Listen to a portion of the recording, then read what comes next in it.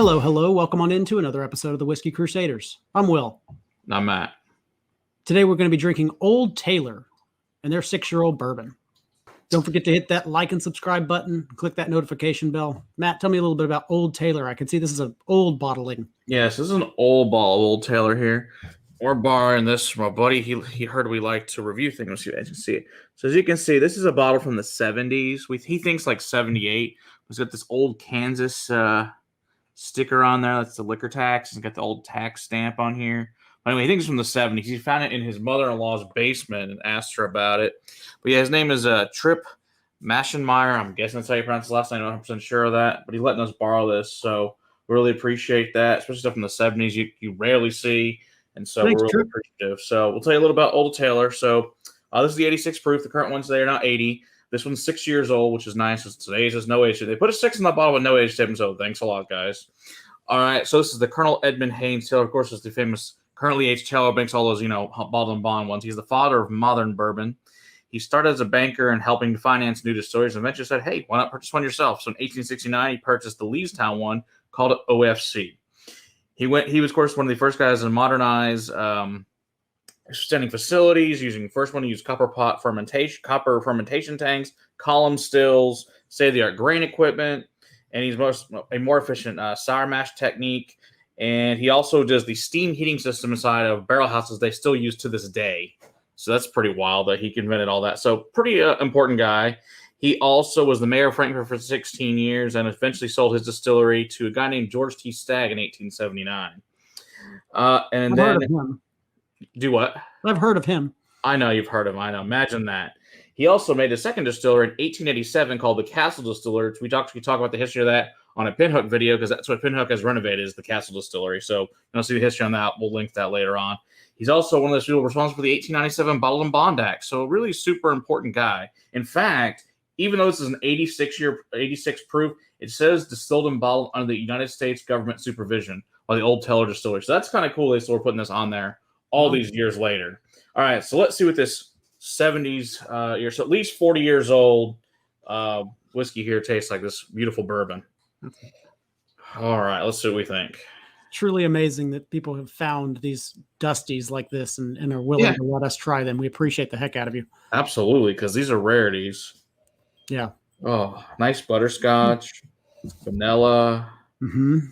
The caramel tones are really nice. Some cinnamon, a little black pepper. Yeah. Furniture polish. This one goes more into the apple territory than it does the cherry. Yeah, definitely apple. It's a little bit of oak, it's a little bit of mint. I'm sure there's got to be rye in this mash bill. So yeah, so this one is actually made by, as you guys can see, this one is by National Distillers. I don't know if we can see that or not. Focus. It's a really tiny print, but it's National Distillers. So that's how we know that the age on it. Because we just know that's National Distillers. In 1987, they sold it to Jim Beam. In 2009, sold it to Sazerac, also known as Buffalo Trace. They also own Barton and some other distilleries, obviously, but that's the major two they own in Kentucky. Yeah, it smells really nice. Other than the typical bourbon notes, I'm actually getting a green apple, kind of a sourness on this. Agree. Along with that red apple that I typically get on bourbon. Yeah, apple is definitely the predominant note on this. Yeah. Smells really nice. I mean, this smells quite good. All right, let's see how it tastes. Tastes like Appley Bourbon. It does. It feels like the proof spike is dialed back a little bit until the very, very end. Yeah, and you get right at the end, you get that black pepper ding. Mm-hmm. I agree. This was definitely probably a pretty heavy rye mash bill. Yeah, definitely like you get a lot of that mint and that anise on it. Mm-hmm. The brown sugar, that, like I said, butterscotch and that cinnamon black pepper are really there predominantly at the end. It's simple, but it's good. Yeah. It's not going to blow your mind, but it's good. I like it. I think it's a good whiskey. I mean, I'm guessing here we're about to compare the stuff from the 90s and the stuff from like 2017. So we're going to compare the. This is the Jim Beam version of it. And this was still 6 years old in the late 90s, this version. So, all those beautiful things. It's not in great shape, but doesn't matter. Where our buddy, I don't know, a couple years ago, had a friend track this down. All right, let's see here. Let's pour a little bit of this one. See how it's now. This one has dropped to 80 proof. The Jim Beam. They use their typical Jim Beam, 77, 13, 10 mash bill on this. Yeah. Theoretically.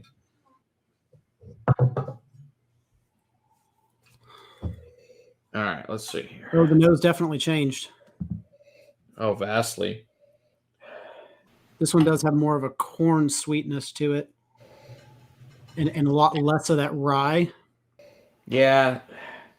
Got more of that nuttiness, which is typical Jim Beam on the nose. Yeah, it's a peanut and walnut. Yeah, you don't have any of that cinnamon and spice you get on the stuff from the 70s. You don't seem to get, at least not on the nose of the of the 90s. All right, let's see. Oh, it's Jim Beam all the way. Yeah. I mean, it just tastes like every Jim Beam product to a T. Super peanutty, slightly oily, vanilla, butterscotch, little barrel char. It's good, but it's not as good as the stuff from the 70s. No, yeah, going back to the original. Now it's way more butterscotch, and that barrel char really comes out now on the stuff from the 70s. Yeah, there's almost a leathery, a leathery, a barnyardy. Mm-hmm. Definitely. All right, let's grab this. So this is the newest bottle. This is the Buffalo Trace version, or the Sazerac version. Let's see what we think of that. Of course, I also switched to plastic now. Yay, plastic. Ooh, still at 80? Still at 80. Okay. Okay, well, it again changed, and this is back closer to the original.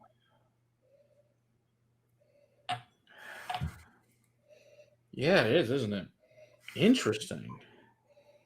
This one smells almost like this one just kind of got dialed back in proof a little bit. Yeah, going from 86 to 80, but yeah, you get more of the apple again on this one. Yeah. Interesting. The apple is back, but this is more of a red apple. I'm not finding the green apple. Yeah, I'd agree with you. It's not as lush of an apple. It's a much more like more of a slightly dried apple. Yeah. It's sitting around for a little while. Okay.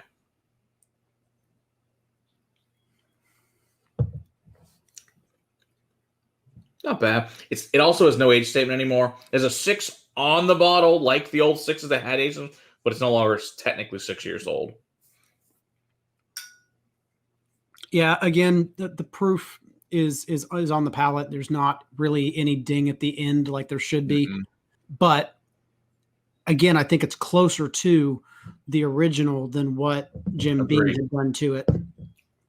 Yeah, it's way closer to the National Distillers version. Mm-hmm. Actually, yeah. So I would say if I was going to rank these, I'd say clearly this one from the 70s the best. Then the Buffalo Trace. Just shocking that this one that's no age statement is closer, and then I think the Jim Beam version. I don't know what you think, but that's what I think. I would rank them in the exact same order. But it's interesting. Yeah. It's really cool to get different distilleries that make supposedly the same thing, and now that they're different things, which is this was a really fun experiment. And just want to say, Trip, really appreciate this. This was an awesome, fun experience to get to do that. So, and we can thank Charlie for sourcing this one from the 90s for me a couple years ago. And then this one just came from, I think, goody 3 or 4 years ago. So, nice. Well, that was fun. We appreciate it. That was awesome. So I would say, 70s Old Tailors, good stuff. And in fact, the other funny thing is on this bottle, if you look at the H. Taylors today, that's what the bottle looks like. It's the H. Taylors canisters. Yeah, it is, isn't it? This middle thing on it, which is not on these bottles from the 90s and from the 2000s at all. So it's really interesting that's changed too. So, but yeah, it's good. I think Old Tailors, it's a good. I think overall it's a good product in general. And the other good news is, this back in the day would cost nothing. This was probably seriously $6 or $7 back in the day. Like this handle of it is, I think, $15. I think same thing. This would have been about the same, probably $12. This is not an expensive whiskey by any means, but for the money, it's a good whiskey for the money for sure. Yeah. But even if you had to buy this, and like I said, we'll give you guys full reviews on these other two as well. But yeah, I think stuff's good stuff. So, yep, I agree. Alrighty then. Don't forget to hit that like and subscribe button and click that notification bell. And until next time, keep on crusading for better whiskey in your glass. Cheers.